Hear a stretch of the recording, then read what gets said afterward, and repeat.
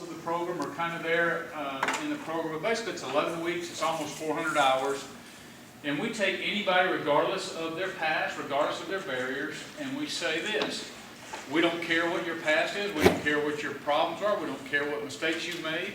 All we're interested in is, do you want to move forward and make something out of your life? That's the only. And if you're willing to work for it, we're going to provide you the process and the pathway to become successful, to become exactly what we believe God created you to be.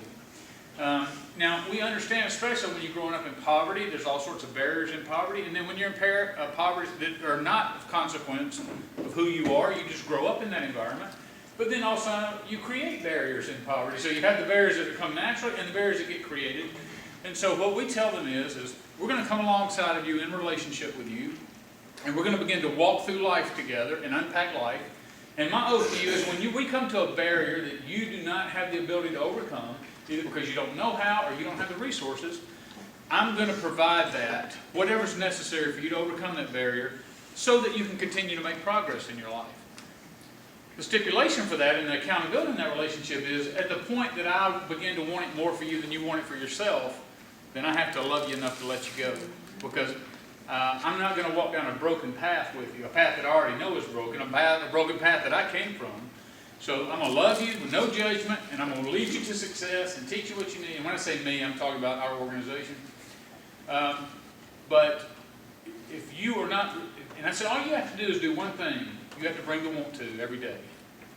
You just have to bring the want to. Because if I remove every barrier to your success, then the only thing keeping you from being successful is your willingness to become successful, to make the changes you need to be successful. So that's in a nutshell what we do. And the specifics are in there, and I'd be glad to show you. If you come by and visit, meet some of our students. Right now we just started. This is our second week of the year. We started with a class of 17. That class will probably be diminished down to 9 or 10 graduates. We typically hope to graduate 50% of the class. Because even when you remove all those barriers, half the class typically does not make it. We don't compromise our standards. We have lots of grace and mercy for those who are trying, but the whole concept is we have expectations of what you're going to be required to how you're going to be required to act in the workforce. We have another class that's starting at the end of the month. We expect another 15. I mean, there's a huge population out there of people who want to go to work, or have gotten work, but they can't hold on to a job. A lot of our students can get jobs, but they can't hold on to a job because they grow up in environments that they simply don't have the life skills. And that's actually what I want to talk about. We live in and I understand our racial history. My mother and my father were both Lowndes County people. My grandfather was a deputy sheriff during the Civil Rights Movement, back during the March. My family has a long history inside of that, so I understand the importance of race. I will tell you, I don't believe that our primary problem is race. I know that there are racial issues. Don't misunderstand what I'm saying. I'm saying our primary problem helping people in poverty is not a race issue, it's a class problem. Because what we see is there are class biases, they're not racial biases. It just so happens that if you go into Montgomery, the vast majority of people in our housing authority are African American. If you go up to Florence, guess what? Everybody in that housing authority is Caucasian. Same problems, same types of systemic issues, but they're not built based on the race, they're based on the fact they're in poverty. One of the greatest books, if I could recommend this to you, if you ever really want to truly dig deep into this subject, is a book called The Framework for Understanding Poverty by Dr. Ruby Payne. And I just want to share with you a fantastic chart in there. She did research and broke down the chart, and there's three areas. She said they're called the hidden rules of our class system. So there's the poverty class, the middle class, and the wealthy class. And the wealthy class is not just those who have the most money in the room. These are people who have homes in foreign countries type wealth. And I'm going to explain in a minute why that's relevant. And she takes 10 issues, and I'll just talk about a couple of those off the top of my head, because it's important to understand the challenges in front of us. So I'm going to take the issue of time, money, and destiny. And time, so these are the hidden rules. So let me back up just for a second before I get into the specifics. Every class system has rules, and you learn those rules as you grow up in that, whatever system you grow up in. You have 18 years at home where your parents are teaching you values, you go to school, you're being taught these values, you see your friends, family, all these values are constantly reinforced. They're not written down everywhere, But if you're middle class, you can come into this environment, you know what the social norms are, you know how to greet, you know what the expectations are. You can go into any middle class environment and you can perform well. But if you were in a poverty environment, guess what? They don't operate by the same set of rules. It's a totally different set of rules. And I'm going to illustrate this for you. So take the issue of time. In poverty, what do you think matters in poverty? Past, present, or future? Present. Only the present. Only the present matters. Because when you are surviving, the only thing that matters is right now. That's all that matters. So imagine growing up in an environment where you're never taught to think futuristically. Now think about some of the things, the impact that has. Consequences for behavior require you to think futuristically. If I do this, then these are the possible outcomes. Well, guess what? If I'm not taught to think futuristically, I don't understand the probable consequences. And I might cut you over a $5 dice game. Or I might kill you for a cell phone. And I worry about it because the consequences never hit me before I actually take the action. Or if I get angry, stab, cut, hit, whatever. Whereas we're taught growing up, that we're taught in a middle class environment that the future is the most important. That you make decisions today based, I've got to go to school, why? I've got to get an education, why? Because I need to make a living for myself and my family. Futuristic thinking. Okay? Think of, so that's time. So throw money into the equation. Money in poverty, and of course there's always exceptions, I'm just talking about the research shows, money in poverty is something to be used and enjoyed. Money in middle class is something to be managed. I used to see my mother, when she would get a paycheck, come home and sit down with her paycheck and her checkbook and her little stack of bills because she knew she wasn't getting another paycheck for 2 weeks and these bills were due, and so she had to go ahead and pay all, doing what? She's thinking ahead, right? Using time, planning ahead, and managing her money. She was taught to do it, she taught me to do it. So imagine if you grow up in a system where it's only cash only. You don't even know how banks exist. And it's the first time I began to understand why somebody could get a shut-off notice for 10 days and go spend their last $200 getting their hair and nails done. The middle class looks at that and says, you're not even trying. And so, because of the frustration of the middle, you're not even trying, when in reality they're doing culturally, poverty class, what they've been taught to do. They're actually doing exactly what they should be doing because they're doing exactly what their culture is telling them. Just like we do what our culture tells us. Okay? So when they do that, the middle class, instead of building empathy, it brings judgment. I don't want to help those people. They're not even trying to help themselves. Look at them. And so what do? You harden yourself towards those in poverty because it's madding to you in the middle class because that value system conflicts so badly with your value system. And then we begin to think about things like, oh yeah, I tried to help somebody one time, and we come up with all these anecdotal things. Oh yeah, I tried to help somebody one time, and they went and spent that money. And I talk to Christian group, and I'm a believer, I'm a Christian, I'm an ex-pastor, but I get on Christians all the time because it amazes me the amount of judgment. You think if anybody should understand mercy, it's people who call themselves believers, who have come before God and had all their sins taken away and confessed all their sins and come in contact with the merciful God. And yet somehow we transition from that great receiving of mercy to somehow some of the greatest and most harsh judgment of other people's circumstances. It's amazing to me. Forgive me if I chase rabbits. Things pop in my head and I just start going. And I don't want to get up on my soapbox either. I apologize. I'll step down off the pastor's soapbox for a second. But to deal with this problem effectively, you've got to be able to remove judgment, and therefore you have to create more empathy. And the way we create empathy is helping, when I talk to middle class, is helping them understand it is not a deliberate irresponsibility. Does it make me want to go hammer my head into a wall? Absolutely. It's very frustrating. But the only way that's ever going to change is if you have an effect on that person's life to be able to teach them something different. And the only way you're going to be able to come into a relationship with somebody like that is to remove judgment and say, let's take you somewhere else. I'm going to take you where you are, but we've got to take you somewhere else. And if you're willing to walk that walk with me, I'm willing to share my life with you and give you the resources it takes for you to be successful. There's no shortcuts to the process, no magic to the process. This is why government can't fix this problem of poverty. You think about this. You go back to Lyndon Johnson's War on Poverty back in the 60s. Okay, I just turned 51. So I think it was in 65, 60, somewhere like that. It was Lyndon Johnson's War on Poverty. Since then, between government, churches, businesses, and individuals, we've literally poured trillions of dollars into poverty, and look around us. So you have to say, well, what we're doing is not working. Well, why? Well, because when somebody has the barriers of poverty, and I'll illustrate those for you in just a second, then what you have is you have some real it's things. Yes, you need resources, but you need relationship. We look at it from a middle class perspective and say, I'll give you free training, not even understanding that the people we're going to train can't even get to the training because transportation is an issue in poverty. And we say, well, I offered all this free training. Look at it, they don't even want this training. Let me give you a typical example of barrier. I wrote a couple of articles in the Montgomery Advertiser, one dealing specifically with the Montgomery bus system. So imagine this. You're on the west side, south side. There's no industry, there's nothing there. So you want to get a job. You can say you don't have a good education, or even if you do, high school diploma. You want to get a job enough to take care of yourself, take care of your family. So you say, well, I'm going to go to work for Hyundai. It's got benefits and all that. And guess what? Not only do I not have a car, nobody in my family has a car. I might have a cousin who has a car that I can get access to one day a week or on occasion that I have to fight for. So you got 8 people vying for one vehicle. And so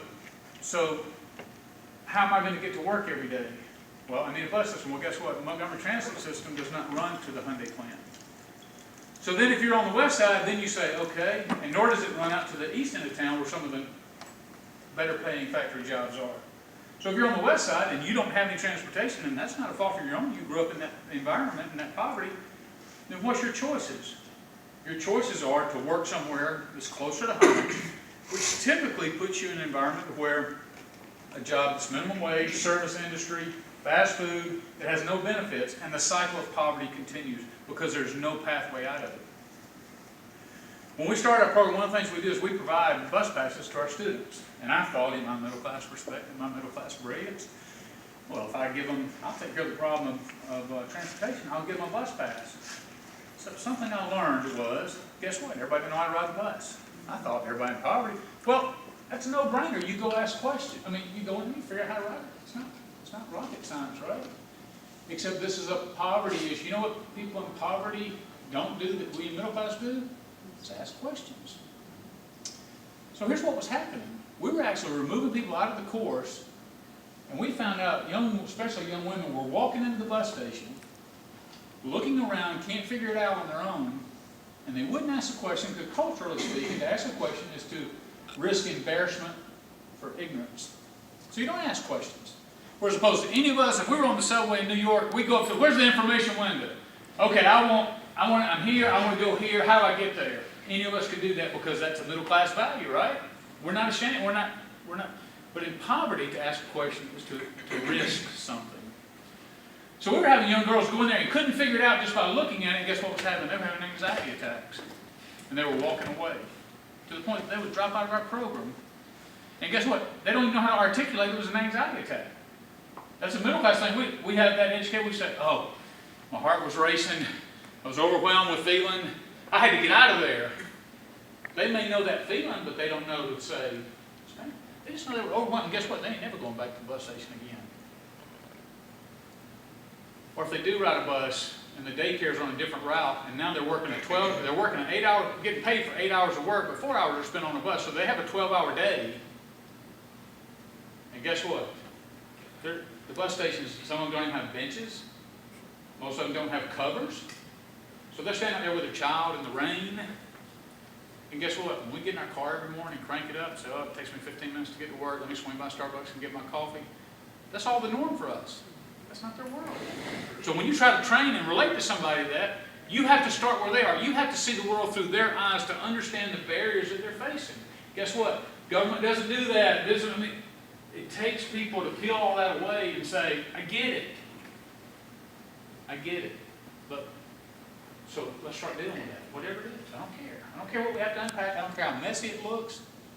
Let me tell you something. Spiritually speaking, and again, it's another challenge. Spiritually speaking, we as Christians, we like black and white, neat and clean. How many of us pull up to church Sunday morning? You could have been having a curse out with your wife. You dog cussing each other. You pull up in the church parking lot. You stand up, I'm gonna put my coat on. Look at our family. We're all together here, right? And you're whispering to each other. We're gonna take this up. Okay. So all that, see, we are masters. The only difference between us and people in poverty is we have enough resources to hide our crazy and our mess, right? They just live theirs out for everybody to see. But we know we all got the same kind of brokenness, right? Same kind of mess. All right, so we got to be honest about that. The other thing that really is disturbing, and you can go and look at education, you can look at all these factors. One of them that really disturbs me the most probably is when she looks in that chart, going back to the rule of hidden poverty, is looking at the concept of destiny. The middle class is taught that your future is affected by your choices. You making bad choices, you're getting a bad result, guess what? Make different choices, and you'll have a different result. People in poverty see themselves as being there, that's their fate. They're always going to be in poverty. What a hopeless situation that is. Imagine this. Imagine you're a young girl and you're growing up, or a young boy. We've seen both of them. You make some bad choices. You maybe have a kid or two. And you're sitting there, okay, I'm trapped in this environment. I'm not going to ever climb out. Now how do I make the best of this environment? There's no jobs. There's no resources. I don't know how to move forward, so what have I got to do? Who's got the money in town? Well, that drug dealer over there's got money. The drug dealer over there's got money. That guy didn't aspire to be a drug dealer. What's he doing? He's surviving in poverty. Okay? Now, what's that likely going to lead to? Well, you don't see a lot of drug dealers living off 401k plans, right? So it's going to lead to an early death or prison. You got women who have children who have to put food on the table. Guess what they do? Go ahead and say it. They prostitute. That's right. We've got women all the time. And a lot of that came from a lot of our students grew up in a sexually abusive household. I'll give you one example.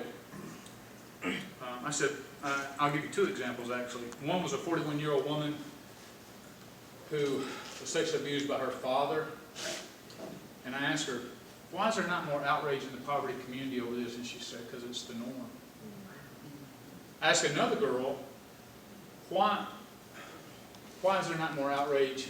And I said, what do you think is the number one problem? And she said, because women choose men over the safety of their children. And it goes back to the old adage, and it's very true, it's very lived out in this population, which is men use love to get sex, and women use sex to get love. We have young women who constantly put themselves, keep getting pregnant over and over and over, and we talk to them about, if you're going to practice sex, practice safe sex. I can't make,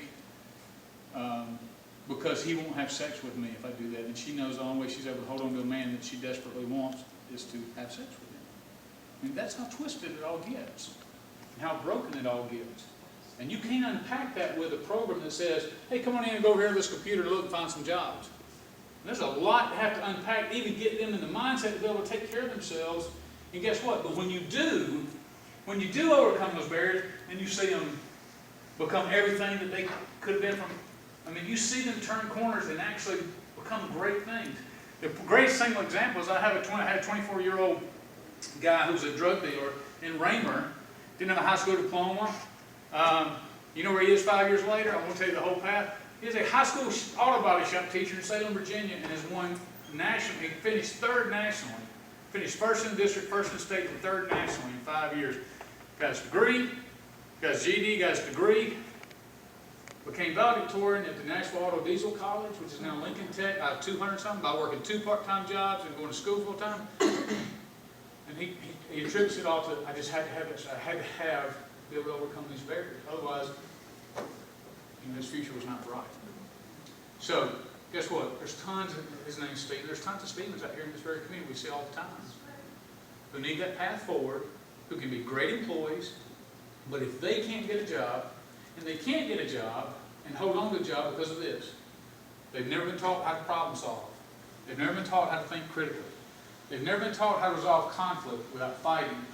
They've never been taught how how to resolve anger and how to cope with stress and how to do all those things. They've never taught about personal responsibility. So the bottom line is, guess what rules middle class or poverty class that we expect out here, the businesses expect? The middle class